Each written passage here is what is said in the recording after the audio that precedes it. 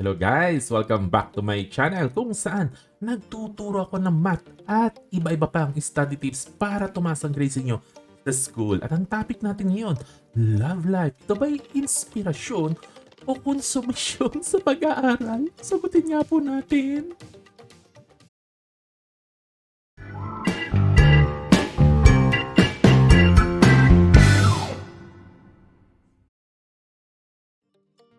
Welcome back sa ating topic, no? Ang tanong ng kabataan. Pwede ba natin pagsabayin pag-ibig at ang pag-aaral? Okay, no? Umpisahan po natin sa unang senaryo po, no? May mga gifted po na bata na kahit sa murang edad po nila, alam na po nila kung ano ang gusto nilang marating at paano nila makakamit ang mga pangarap nila sa buhay. Bihira po ito, pero may mga ganyan po talagang bata. Napakaswerte, napaka-gifted, lalo na po yung mga iba na ang gusto talaga nila maging negosyante sa future. So, hindi na po natin sila pakikialaman. At yung mga college student din po, since kayo po ay matatanda na, adult na po kayo, 18 and above, kayo na po ang magdesisyon sa ganitong mga bagay. Ang pag-uusapan na lang po natin, mag-focus na lang po tayo sa mga teenagers na nasa high school student po, no, na kulang sa karanasan at kailangan ng opinion ng matatanda. At kung ikaw ay high school nakikinig ka ngayon, minsan po kami po matatanda ay dumaan na rin po sa edad ninyo, kaya meron po kami may impart na knowledge at wisdom sa inyo at sana makatulong po ang video po na to. Generally po, ang sagot ko po dyan ay it depends. Depende po. Pero generally, kung ako ang tatanungin, ay hindi po pwedeng pagsabayin. Kapag kayo ay high school at gusto po ninyong magka-jowa, hindi ko po nire-recommend na pagsabayin. Bakit? Reason number 1, kumakain po kasi ng malaking oras. Sa hirap po ng buhay ngayon, ay highly recommend na you aim guys for scholarship. Sa hirap po kasi ng buhay po ngayon, no? Kasi kaya mo makomit ang maging scholar po, no? Hindi po imposible, no? Kung hindi mo man maabot ang full scholarship, maski 25% o 50% na scholarship, malaking tulong na po sa ating mga magulang. Kasi po, sa mahal po ng tuition fee po ngayon, maganda po talaga kung makakatulong po tayo sa kanila para po mabawasan ng load nila. Of course, para masiguro din po makapag-aral tayo ng college pag gumraduate tayo ng high school, no? Kailangan po natin ng time at ng focus po. Pero ang jowa po kasi, malakas po kumain ng oras po yan. Makikipagkita ka, halos araw-araw ka makikipagkita. Kung hindi, magkakagalit kayo. Tapos, paminsan-minsan, no, once a week, twice a week, 3 times a week, kailangan may date kayo. May sundo, may hatid, may text, may chat, may tawag. Pag pinotal mo po lahat-lahat po yan, mahina po ang 4 na oras sa isang araw. 4 to 6 hours po yan. Mag-a-average ini-spend mo sa jowa mo. Kukulangin ka ng oras makapag-aral ng mabuti. Ayun ang ibig ko pong sabihin. Reason number 2, of course, naiintindihan ko po.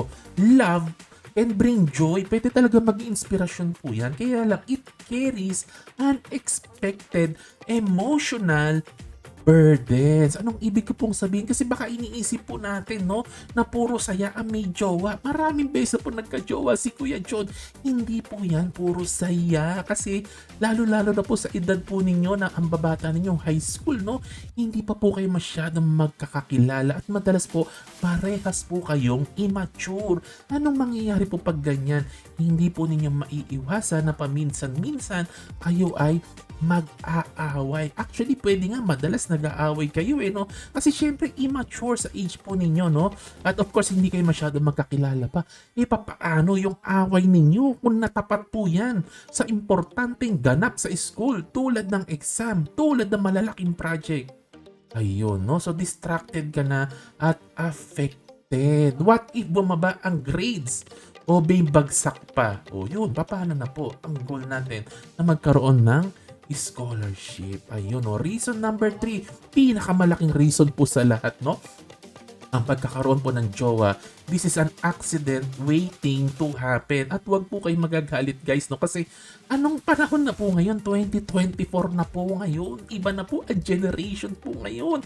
Mapupasok at every generation, kada taon na dumadaan, lalo nagiging mapusok ang kabataan.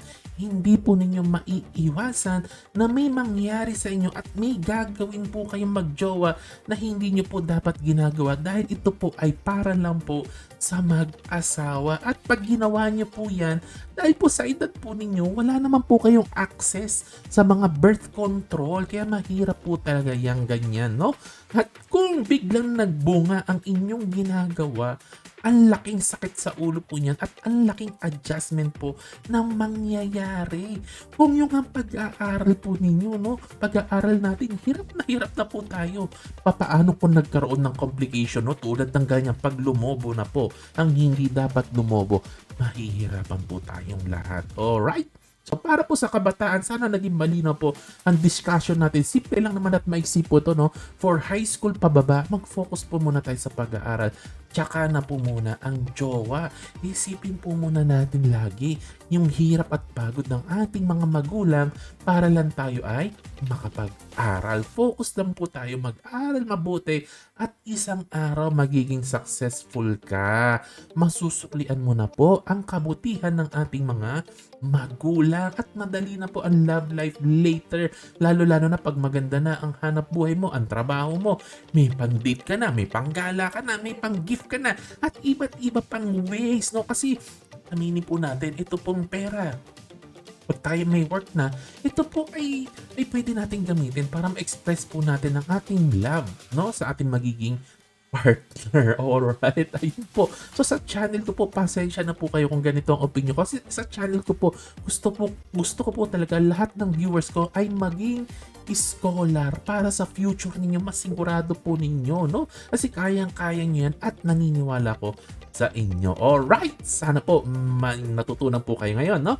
At kung gusto pa po ninyo matuto ng math at iba't iba pang study tips, no? Like, share, subscribe po kayo sa aking channel. At hanggang dito lang ang taltala natin ngayon. To God be the glory. Keep on learning. God bless. Bye-bye.